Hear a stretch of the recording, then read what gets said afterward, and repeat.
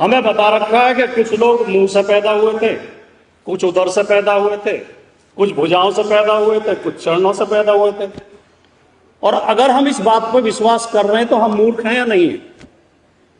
बताओ, आप हाथ उठा के बताओ, हम मूर्ख हैं या नहीं? तो क्या हमें इस बात पर विश्वास करना चाहिए? सारे मनुष्य एक ही तरीके से पैदा होते हैं। अब वो अलग बात है कि आज देश में एक नॉन बायोलॉजिकल आदमी भी है, लेकिन बाकी तो हम सब एक तरीके से पैदा हुए हैं। तो ऐसी मूर्खतापूर्ण बातों पे हम अपना विवेक इस्तेमाल नहीं करते। हम जिस दिन विवेक इस्तेमाल करना शुरू कर देंगे और हम इनकी काल्पनिक झूठी कहानियों का खंडन करना शुरू कर देंगे और उनकी समीक्षा शुरू कर देंगे, उस दिन से सामाजिक एकता और आर्थिक बराबरी प्राप्त हो जाएगी। हमें बांटा गया है, षड्यंत्र पूर्वक बांटा गया है, साजिशन बांटा गया है। ये जो वर्ण विभाजन है, ये जो वर्ण व्यवस्था है, ये जो जाति व्यवस्था है, ये कोई प्राकृतिक व्यवस्था नहीं है, ये कोई कुदरती व्यवस्था नहीं है, ये ईश्वर प्रदत्त व्यवस्था नहीं है, ये मानव निर्मित व्यवस्था है।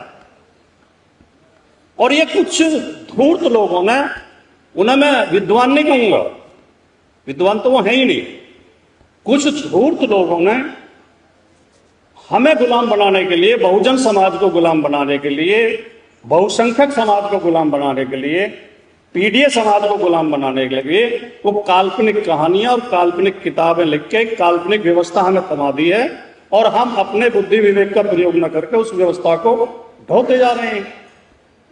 जब इन लोगों ने व्यवस्था शुरू की होगी तो इन्होंने सोचा, पहले उन्होंने वर्ण विभाजन कर दिया कि हमारा काम बुद्धि का काम रहेगा, पढ़ने लिखने का काम हम करेंगे, किताबों में क्या लिखा हुआ हम बताएंगे, लिखेंगे भी हमें, आपको किताब पढ़ने की जरूरत नहीं है।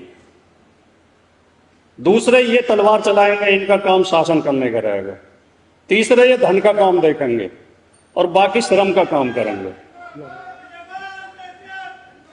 अब जब उन्होंने देखा कि श्रम का काम करने वाले तो बहुत ज्यादा संख्या में हैं और ये किसी दिन एक हो गए तो तुम्हारी तो व्यवस्था को पलट देंगे, तो इन्होंने कहा भाई ऐसा करते हैं, जो खेती करेगा उसकी अलग जाति होगी और जो पशुपालन करेगा उसकी अलग जाति होगी और जो हाथ का दस्तकार होगा उनकी अलग जाति होगी।